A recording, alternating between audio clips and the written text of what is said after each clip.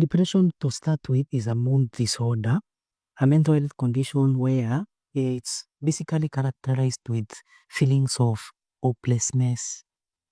You've been through a few challenges in life, a few setbacks in life. You've been disappointed, so you feel hopeless from such an experience. We have this tendency of saying, if someone comes and asks you, Emmanuel, how are you? It's like a song. We say, I'm fine. I'm fine. Like people rarely say, by the way, I am not fine. Exactly. And I think we need to start from there, like being open enough to say, you know what? I am not fine. Depression also affects your self-esteem as a person. That one is very true. You feel very worthless about yourself. You feel very hopeless about yourself. How you view yourself and how you view your surrounding is adversely affected, consequently lowering your self-esteem as a person and your confidence. So you lose touch with your productivity as a person. You are not as productive as you used to. You don't enjoy working as much as you used to. You don't enjoy social activities as much as you used to. So you find yourself maybe overriding your commitments in life. It comes and goes. Because it's a mood thing. It's a mood thing in mental health. So you have to work to prevent it from happening, what most people will call relapse prevention. You can be depressed, you see a counselor, psychologist, and a month or so you are off the symptoms of depression. But again, if you're not very careful with your lifestyle and maybe how you view your world around you and how you expose yourself to causes of depression, you can easily revert back to your depressive phases.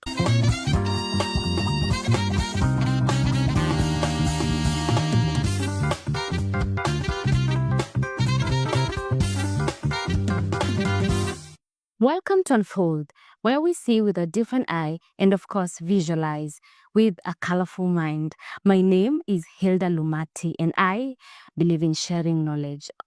Today, we're going to have a very important conversation. And I believe this is a conversation we should be having more often because a lot of people are going through this. A lot of people are depressed.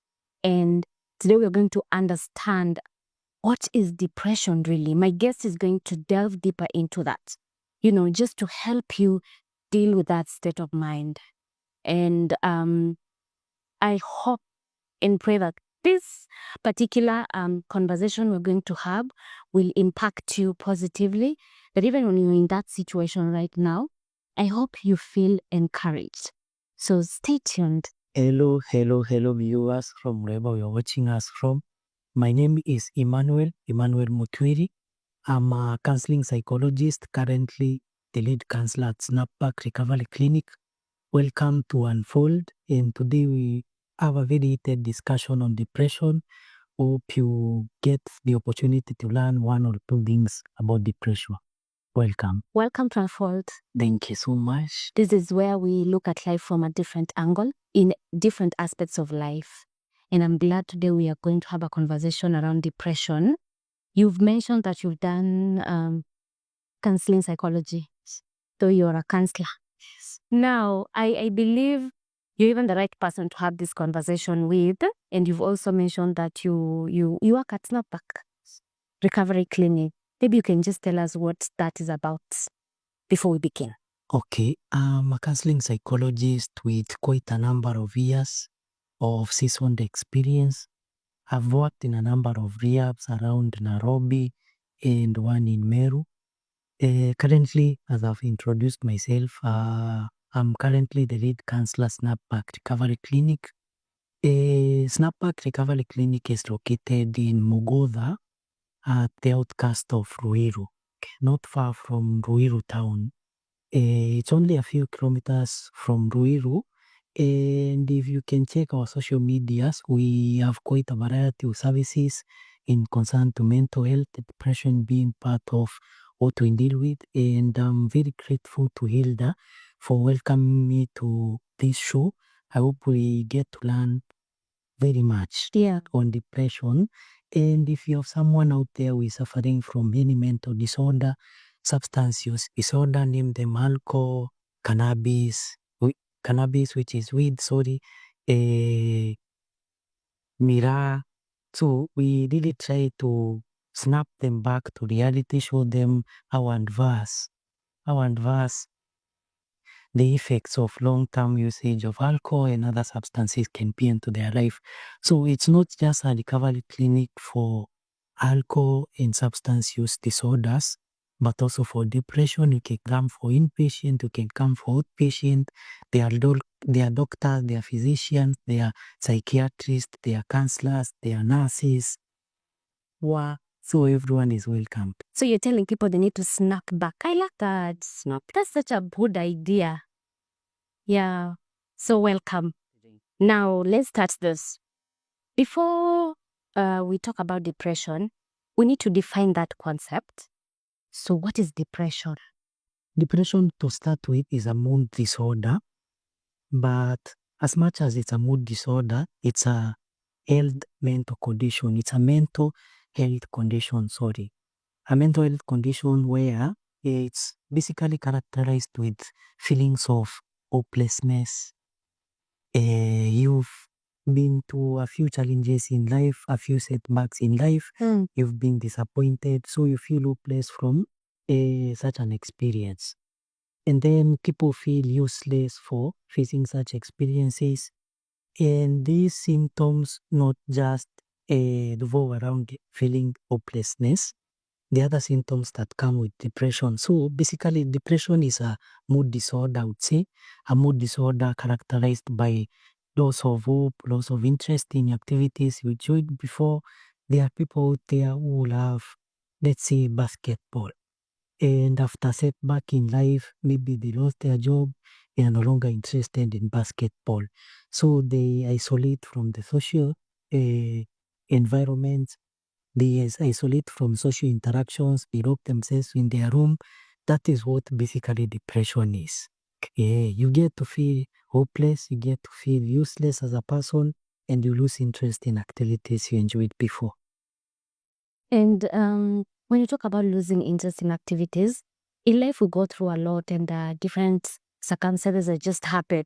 You are doing fine, you are okay, and then life just changes. And we have this tendency of saying, if someone comes and asks you, Emmanuel, how are you? It's like a song. We say, I'm fine. I'm fine. Like people rarely say, by the way, I am not fine. Exactly.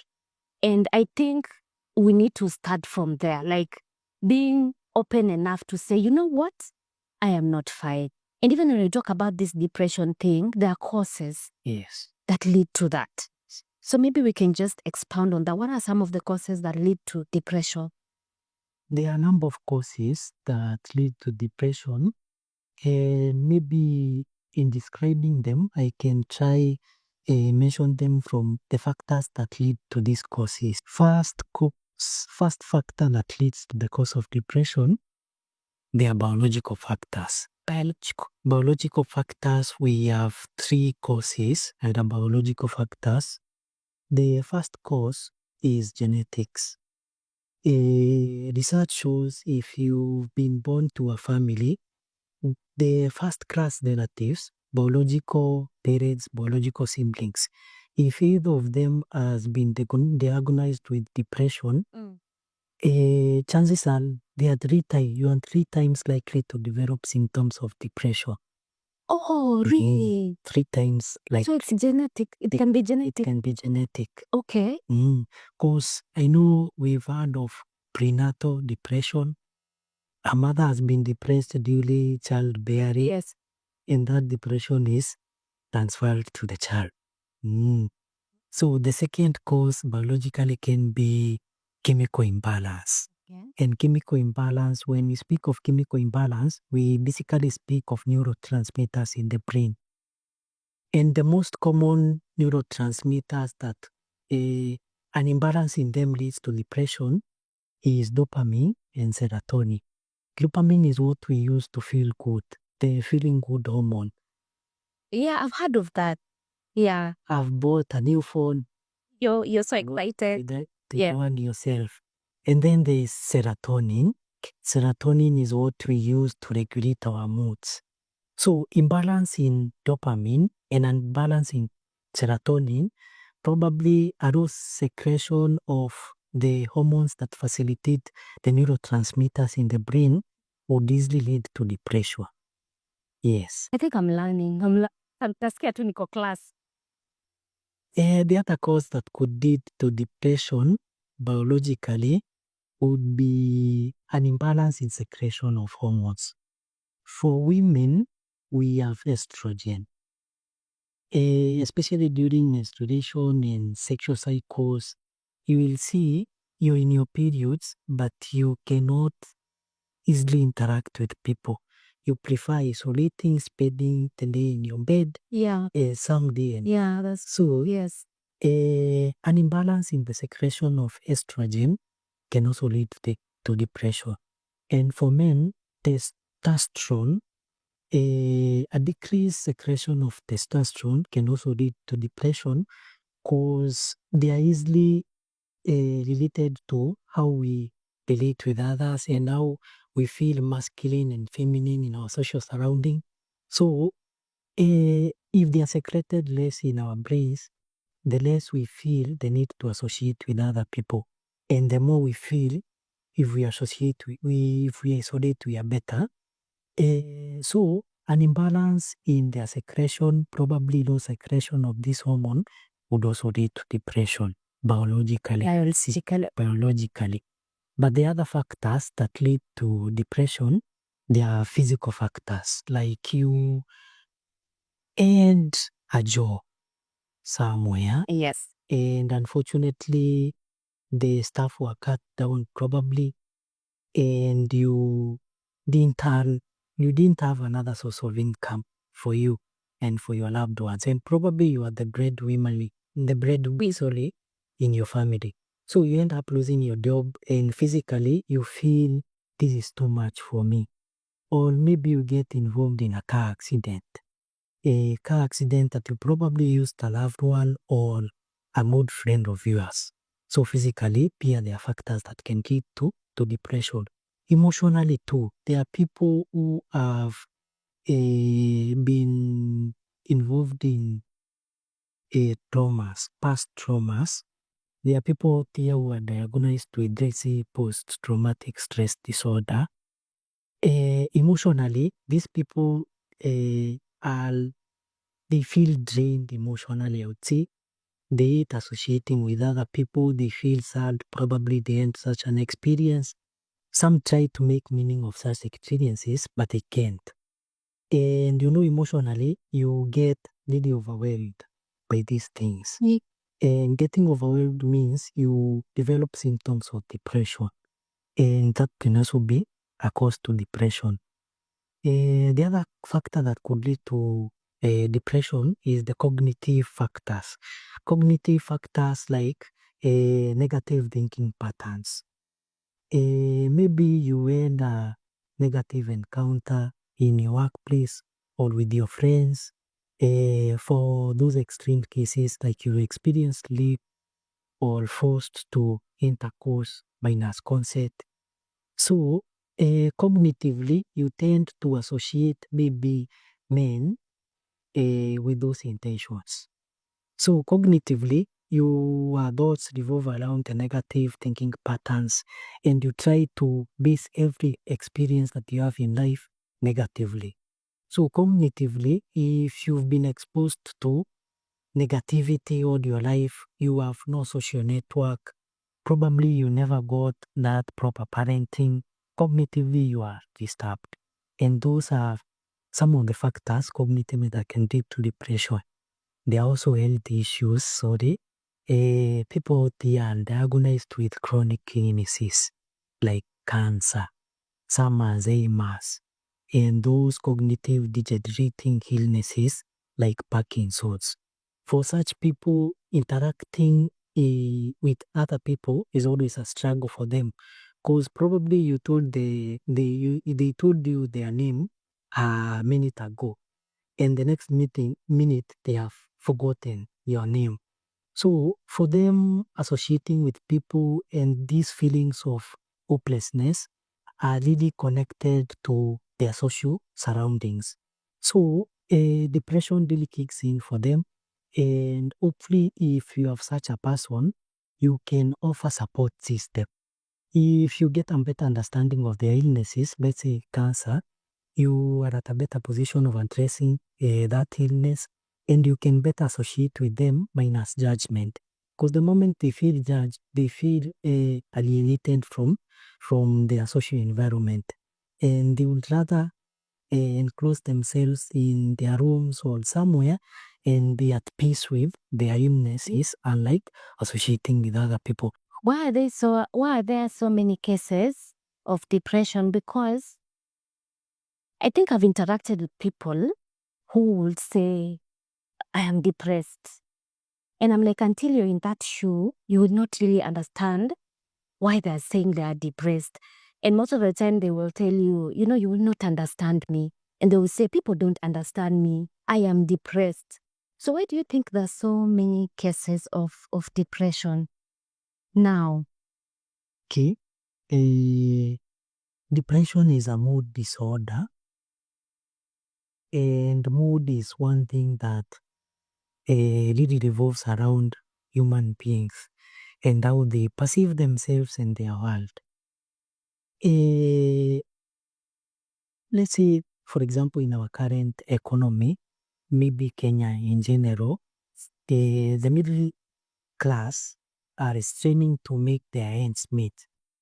And trying to make your ends meet minus reliable sources of income means you are struggling. You are struggling financially. My God, yes. You can't provide to your children, you can't provide to your family, and sometimes you find yourself minimizing your expenditures to help maybe pay school fees for your children. Mentally, for such a person, they are really in a dilemma. Yeah. They are going out of their way to ensure that they earn enough for themselves and their children. And depression is commonly associated with strain financially, strain mentally, strain psychologically.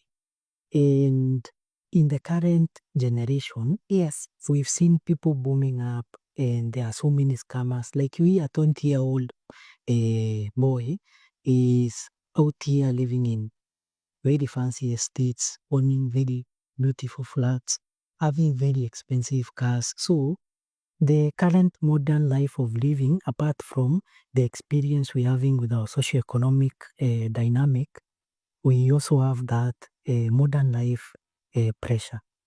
Modern life pressure means there are people who are well off in our social environment, there are others who are not well off in the social environment, and everyone is trying to compare themselves to those who are better off than them. And pushing yourself that extra mile minus knowing how to do it and essentially be like the person you're looking up to is always a struggle for most people. So you find themselves, they are really putting in effort to ensure they get to where maybe the people they look up to are, but they don't have the resources to help them get there. So if you've tried your very best and you can't get there, you are bound to be depressed. Say. That is so true. I guess now I'm understanding. So our modern lifestyle are really changing.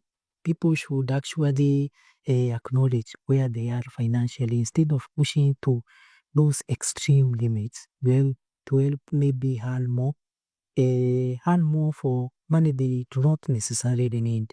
They're just trying to compare themselves to other people who are better off in their social environment.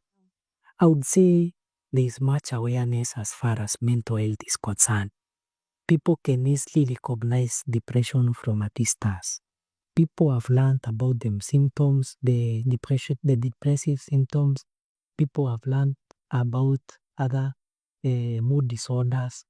So, from an awareness point of view, like you've done, people really get to understand depression from a deeper level. See, if people can easily identify depression, Yes. when they are depressed and when their loved ones are depressed, it's easier to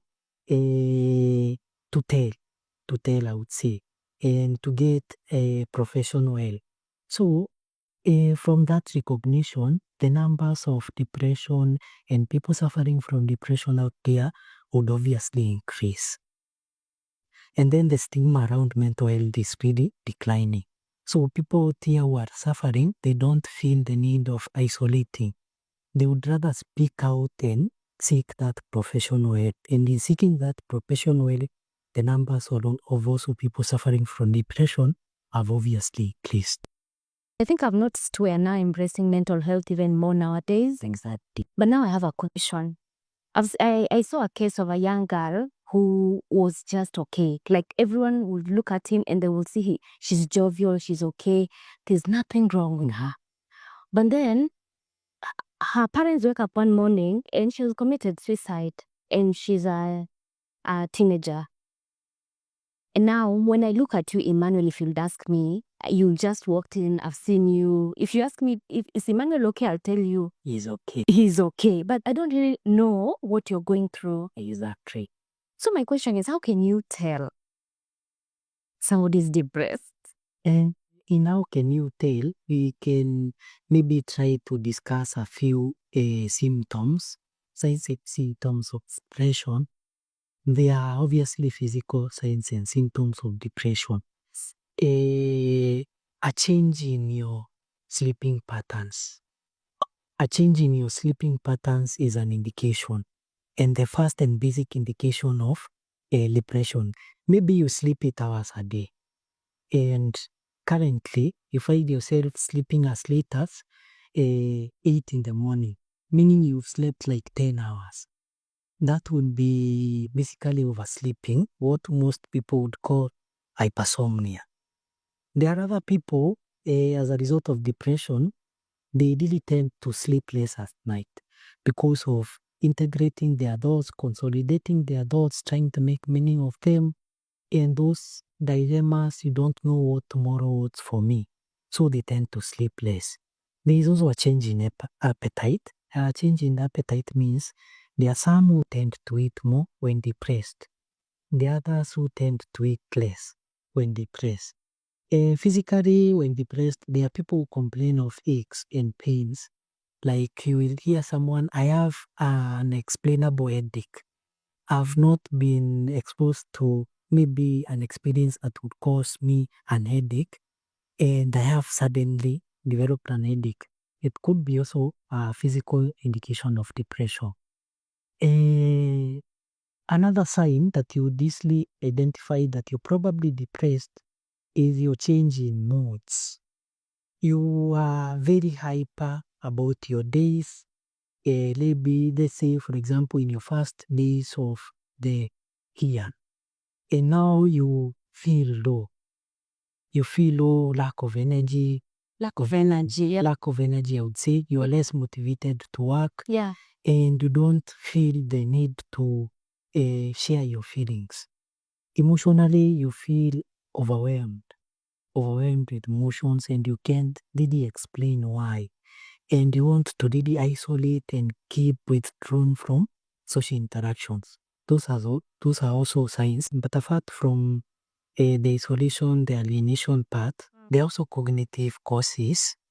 There are people who probably have been exposed to traumatic events.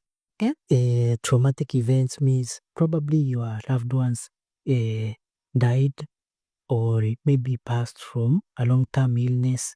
You've never comprehended maybe the reason as to why probably they left you. And that death really alters how you process emotions, I would say, and how you view yourself and your social surroundings. Okay. So a loss of a loved ones, maybe a loss of a loved ones through divorce, and maybe through a car accident or any other accident would also be a really serious cause that contribute to depression.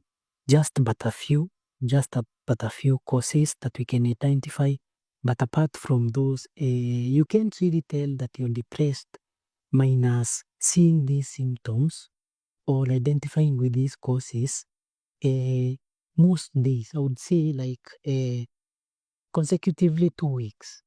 If you've 2 or 3 symptoms minus feeling useless and hopeless, you don't sleep very well at night, you don't eat very well during the day or at night, and maybe your moods have changed and you can't explain why, and you've faced a setback or a frustration and you've been disappointed in life. If you exhibit 3 symptoms or 5 symptoms consecutively for 2 weeks, that's when we can really say that you are suffering from depression. And the most common and most severe is major depressive disorder. That is what basically we can accommodate as depression. And I know there are effects that this depression has on individuals. You can talk about that. And when you talk about that, I want you to respond to, there are these people who rarely speak. They can go through something and they're just quiet.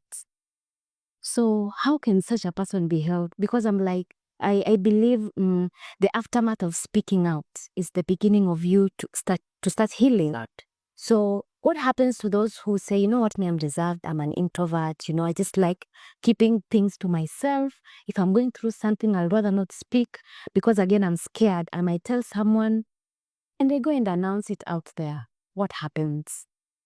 I would say depending on the severity of your depression or how adverse you are affected by that depression could easily be identified by the effects the depression has on you and maybe your social surrounding. To start with, one area that is very affected for people who are depressed as you've established, Yes. they lose touch with their relationships. Not really losing touch, they don't feel the need of associating with people as they used to before. So, you develop strained relationship, let's say with your loved ones, because you're depressed and you're quiet about it. You don't want anyone to understand and maybe show you insight to probably what you're going through. And you have a very hard time maybe associating with people in your social surrounding. From the isolation and withdrawal, that adversely affects your relationship, maybe love and romantic relationship, and even friends. You choose not to maybe feel comfortable organizing those meetouts, sorry, and maybe having to see them for a movie or thing. Depression also affects your self-esteem as a person. That one is very true. You feel very worthless about yourself. You feel very hopeless about yourself. How you view yourself and how you view your surrounding is adversely affected. Consequently, lowering your self-esteem as a person and your confidence, yes, as a person. Apart from relationship and self-esteem, depression also affects your productivity. And you find yourself, you have no life-work balance. Because you're depressed, maybe, and one of the reasons as to why you find yourself depressed, one of the causes and one of the triggers as to why you are depressed is maybe at home. So you find yourself spending more time with your work-related commitments. So you lose touch with your productivity as a person. You are not as productive as you used to. You don't enjoy working as much as you used to.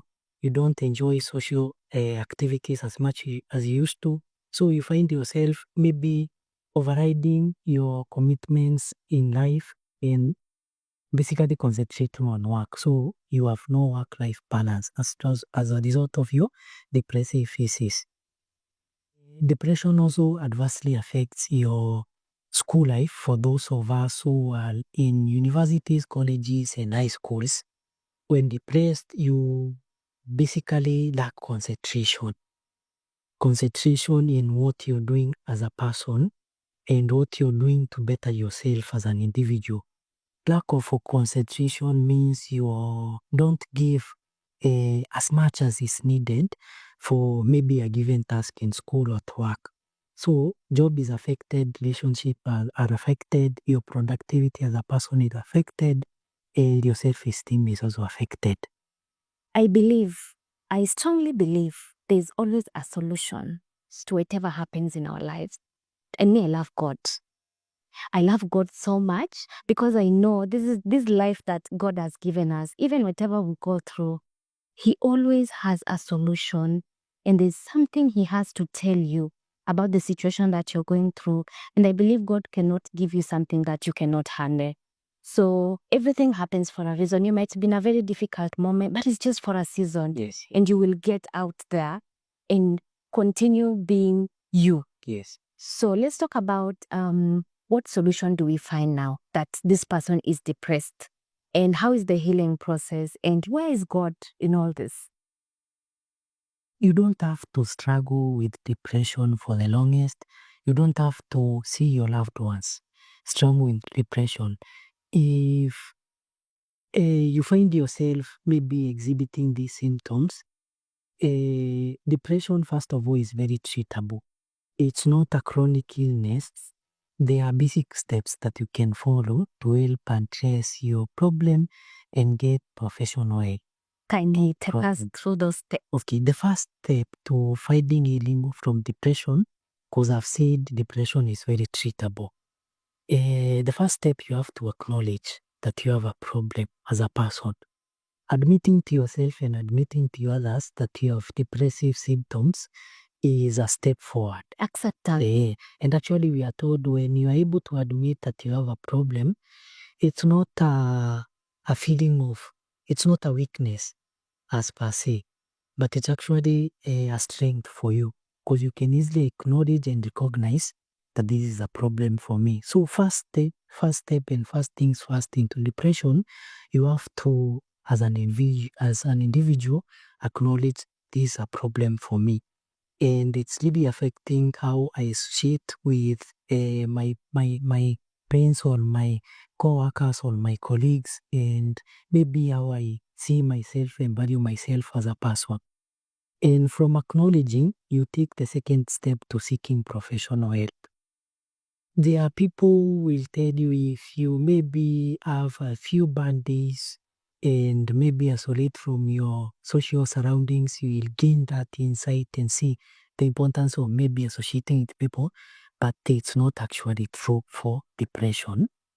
If you can see a psychologist, psychologists have been equipped by having equipped therapy and maybe psychological intervention they can use to help an individual. And the first and most basic intervention to help a person dealing with depression is psychotherapy. Psychotherapy, there are a few therapies involved in psychotherapy, maybe to help a person dealing with depression. And the most common, and probably you've heard it, is CBT, cognitive behavioral therapy. In cognitive behavioral therapy, you help recognize your negative thinking patterns. Those negative thinking patterns, those negative feelings, those negative behaviors, you try to restructure them and maybe change them to positive thinking patterns, positive feelings, emotions, and positive behaviors. That is what helps in CBT. You will also hear of motivational interviewing. We try to motivate ourselves to maybe how we can handle better traumatic experiences in life, and maybe how we can better handle the challenges that you're facing in life, and maybe how we can better handle the setbacks that we face in life and disappointments. Apart from motivational interviewing and cognitive behavioral therapy, we also have realistic therapy, where we see things as they are. Really? Zito kwa ground. Address things as they are. Yeah. Get to really see from a different point of view what you're facing. Yeah. You don't have to succumb to the pressures of life, and there is always a reason to why we come, and there is always a way out too. winning yourself of these struggles in life. So psychologically, seeing a professional, a counselor, a psychologist, you can easily deal with depression. But apart from the psychological perspective of handling and maybe overcoming depression, there are also medical intervention that are used to overcome depression. And sometimes when you visit hospitals and mental health institutions, they will really try and combine medical intervention and psychological interventions in dealing with depression.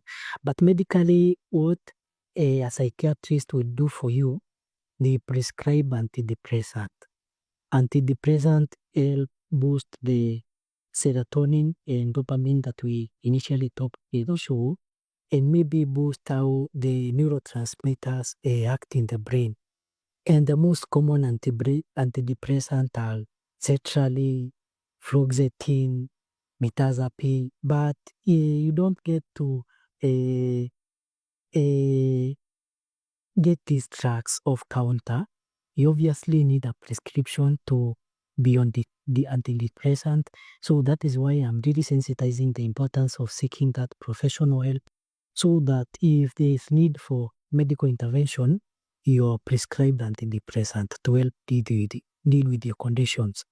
But for most advanced cases of depression, let's say, for example, for people who are suffering from persistent depression, persistent depression, I would say, a depression that has been persistent for more than 2 years. Okay. It really alters how you process your thoughts as a person. Yeah. The advanced medical intervention, like electroconvulsive therapy, what you will hear people call ECT. ECT help kinda restructure how your neurotransmitters work in your brain, working to ensure that your decision making and maybe how hormones and neurotransmitters work in your brain improve. So these are for the advanced cases, I would say. But you can also use lifestyle changes. After seeking a professional help, they will also advise on lifestyle changes. Like if you exercise more, you are at a better position of dealing with depression. Like if you eat a balanced diet, you are at a better position of dealing with your depression, because in a balanced diet you get the nutrients that facilitate brain functioning. And if your brain can function properly, you're able to deal with depression amicably as a person. And other lifestyle changes need learning to deal with stress, learning to deal with stressors in your social environment, practicing mindfulness. Some of us will try working out and doing yoga, meditation. They really help. Apart from all this intervention, you have to understand depression is not something you basically get a quick fix to. You don't get a quick fix to depression. It's a process. It's a gradual process, I would say, to healing from depression. So if you find yourself suffering from depression, whether you are on antidepressant or you're taking psychotherapy, you also have to understand it takes time. You have to be very patient, you have to be very consistent, and you have to adhere to your professional help for you to really find healing from depression. But also depression, like I said, it comes and goes. Because it's a mood thing. It's a mood thing in mental health. So you have to work to prevent it from happening. What most people will call relapse prevention. You can be depressed. You see a counselor, psychologist, and a month or so you are off the symptoms of depression.